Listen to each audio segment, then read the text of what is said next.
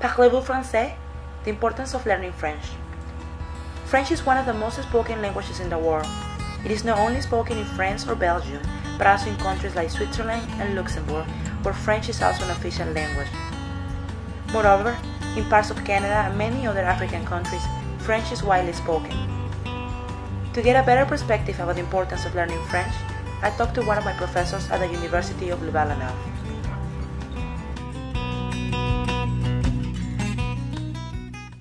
What is the importance of learning French? Learning French, well, as a matter of fact, you all know that French is one of the working languages in the European community. It happens to be the second working language along with German, so it certainly opened doors in Belgium or anywhere else in the world if you're into politics, marketing, or any communication fields. But there is also a pleasant side to learning a language. You can mix pleasure and business because learning French allows you to travel around the world, namely to countries like Switzerland, France, a lot of African countries, and Belgium. Of course, this is the place where I'm being interviewed.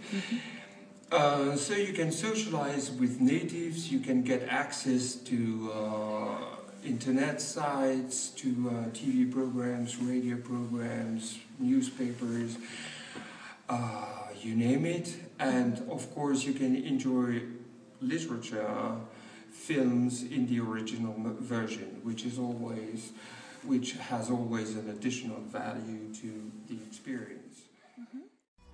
French is both a working language and an official language of the European Union, the United Nations, UNESCO, the International Red Cross, international courts, and other important organizations. French is one of the three most used languages in the three cities where the European Union institutions are headquartered: Strasbourg, Brussels, and Luxembourg.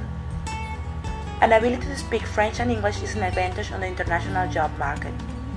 A knowledge of a second language opens infinite doors, and being bilingual is always a plus when searching for a job.